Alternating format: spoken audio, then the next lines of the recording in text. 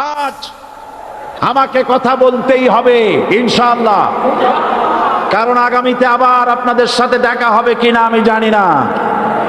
কথা বলতেই হবে। বসেন, কেউ দাঁড়িয়ে থাকবেন না। আমি দেখতে পাচ্ছি বাংলাদেশের ভাগ্য আকাশে উত্তর গগনে কালো মেঘ জমা হয়েছে।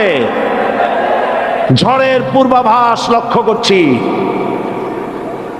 যদি মোকাবেলা করতে না পারেন সক্ষম ভাবে, এমন অন্ধকার গাঢ় কালো অমাবস্যার রাত আসতে পারে যার সুবে সাদেক হওয়া অসম্ভব। সুতরাং আপনারা কি কাপুরুষের মতো কাফের মুশরিকদের গোলামি করে মরতে চান? বিড়ালের মতো 500 বছর বেঁচে থাকার কোনো লাভ নাই। সিংহের মতো 1 ঘন্টা বাঁচতে চাই। আমাদেরকে বলা হয় সাম্প্রদায়িক উস্কানিমূলক কথা নাকি আমি বলি। পত্রপত্রিকা দিছে না তারা? সাম্প্রদায়িক উস্কানি কথা, সাম্প্রদায়িক উস্কানিমূলক কথা বলি। সেই জন্যই বোধহয় শত শত মুসলিম আমাদের কাছে এসে মুসলমান হয়। মানুষে আর বোকা বানানো যাবে না। যাবে কি? আর বোকা বানানো যাবে? তারপর বলছে কি? এরপরে বলছে, আমাকে বলছে রাজাকার।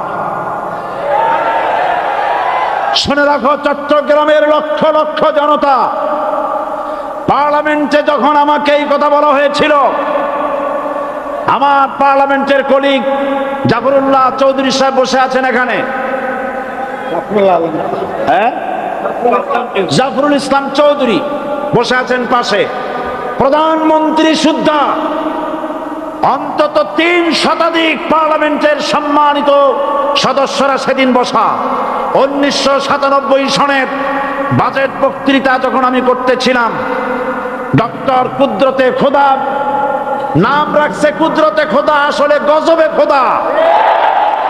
এ লোকটি নাস্তিক, ইসলামের চূড়ান্ত দুশমন। তার প্রণীত শিক্ষা ব্যবস্থার যখন সমালোচনা করছিলাম, ট্রেজারি বেঞ্চ থেকে আমাকে বলা হলো রাজাকার। আমি আমার সমস্ত শক্তি একত্রিত করে বলেছিলাম, শুধুমাত্র হিন্দুস্তানের রাজাকারেরাই আমাকে রাজাকার বলতে পারে। আমি বলেছিলাম 1973 সন পর্যন্ত আমি বাংলাদেশের কোন রাজনৈতিক দলের নেতা এবং কর্মী ছিলাম না। আমি রাজাকার নই। আমাকে রাজাকার বলে যদি তাকেও প্রমাণ করতে না পারে, 10 কোটি টাকার মানহানি মামলা দায়ের করব। আমার এই বক্তব্য সারা দুনিয়া শুনেছে। পার্লামেন্টে আমার এই বক্তব্য রেকর্ড হয়ে আছে। সেদিন 3 শতাধিক পার্লামেন্ট মেম্বারের কেউ আমার চ্যালেঞ্জ গ্রহণ করেন নাই। যে কোনো ব্যক্তি পার্লামেন্টে গিয়ে আমার বক্তৃতা দেখে আসতে পারেন। এরপরে 1997 সনের 7 অক্টোবর দৈনিক জনকণ্ঠ পত্রিকা যখন আমার বিরুদ্ধে লিখলো, সেই পত্রিকায় সাইদির ওপেন চ্যালেঞ্জ 8ম পাতা, 1997 7 অক্টোবর, এত বড় 2 কলামে হেডিং। সেখানে আমি বলেছি, বাংলাদেশের সকল সাংবাদিক, গোয়েন্দা বিভাগ, বাংলাদেশের সকল বুদ্ধিজীবীকে আমি আমার পিরোজপুরে আমন্ত্রণ করছি। আমার উপস্থিতিতে যদি কেউ প্রমাণ করতে পারে বাংলাদেশের স্বাধীনতা যুদ্ধের বিরুদ্ধে আমার কোনো ভূমিকা ছিল, সজ্ঞানে স্বেচ্ছায় জাতীয় সংসদের সদস্য পদ থেকে পদত্যাগ করব। 3 বছর পার হয়ে গেছে, আজ পর্যন্ত কেউ এই চ্যালেঞ্জের মোকাবেলা করে নাই। সুতরাং আমাকে যারা রাজাকার বলবে, তারা পিতৃ পরিচয়হীন অবৈধ সন্তান। 1971 সনের, শোনো মুসলমানেরা, 1971 সনের কোন কাদা সাইদির গায়ে লাগে নাই। আমাকে রাজাকার বলে জনগণ থেকে বিচ্ছিন্ন করবা। জনগণ থেকে আমারে বিচ্ছিন্ন করা যাবে না, কারণ এই জনগণ আমার জন্য আসে না, এই জনগণ আসে আল্লাহর কোরআনের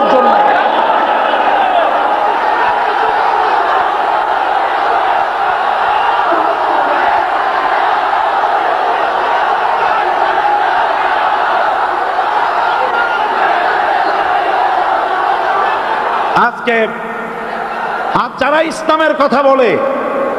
ইসলামের কথা বলে তারাই রাজাকার, তারাই মৌলবাদী।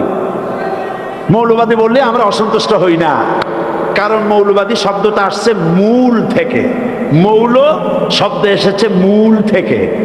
মূলবাদী তার মানে যারা মূলে আছে। মূল হলো কোরআন, মূল হলো হাদিস, মূল হলেন আল্লাহ, মূল হলেন আল্লাহ রসুল। আমরা আছি মূলে।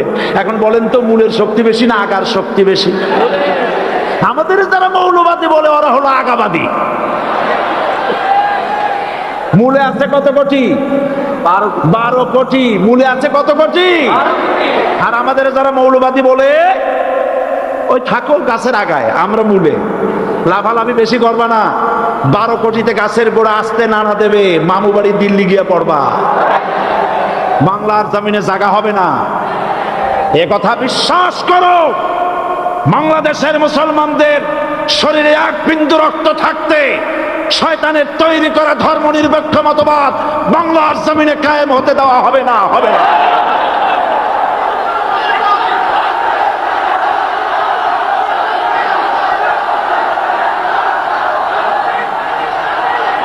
রাসূল করিম সাল্লাল্লাহু আলাইহি ওয়াসাল্লাম কোরআন প্রতিষ্ঠার জন্য আন্দোলন করেছিলেন। আয়াতুল কুরসি আমাদের সে কথাই শিখিয়েছে। আল্লাহ রাব্বুল আলামিন বলেন, আল্লাহু লা ইলাহা ইল্লা হুয়াল হাইয়ুল কাইয়্যুম। প্রাণ খুলে পড়েন, আল্লাহু লা ইলাহা ইল্লা হুয়াল হাইয়ুল কাইয়্যুম। আল্লাহ হচ্ছেন তিনি, যিনি ছাড়া কোনো ইলাহা নাই, আইনদাতা নাই, বিধানদাতা নাই। আমরা মানুষের তৈরি করা আইন মানি না। 12 কোটি মুসলমানের দেশে আইন তৈরি করবে মানুষ, আমরা মানব না। পার্লামেন্টে তৈরি হতে হবে কোরআন দিয়ে, পার্লামেন্টে আইন তৈরি হতে হবে কোরআন দিয়ে। সুতরাং ভয় যতই পান আর যতই ষড়যন্ত্র করেন, 4 দল যখন একত্রিত হয়েছে, ঐক্যবদ্ধ থাকবে, সরকার ঐক্যবদ্ধভাবে গঠন হবে, নির্বাচন ঐক্যবদ্ধভাবে হবে এবং কোরআন হবে, আল কোরআনের পার্লামেন্ট হবে বাংলাদেশে।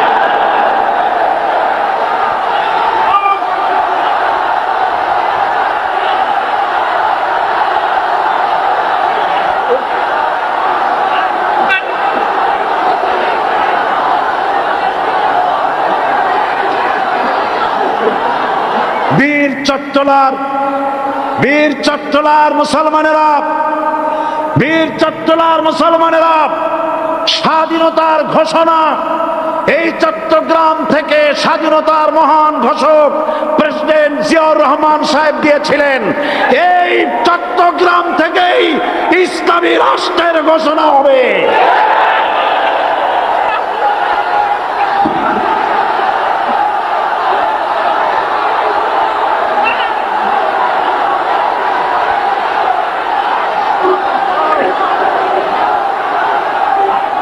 আমি আশাবাদী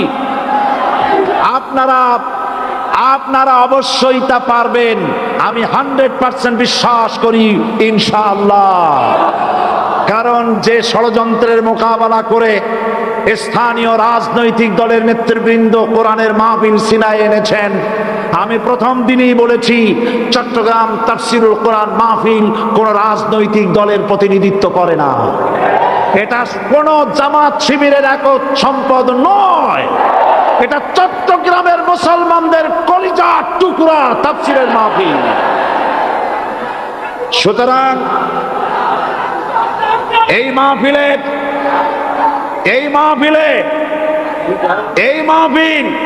চট্টগ্রামে থাকবে ইনশাআল্লাহ কিয়ামত পর্যন্ত। 144 ধারা 288 হয়ে গেছে, ষড়যন্ত্র পায় পায় চলে গেছে। আমি ওই সব ছেলেদের বলি, সরকারি দলের ছাত্র হইয়া মুসলমানদের বিপক্ষে যাইও না। এদেশের ভাগ হয়ে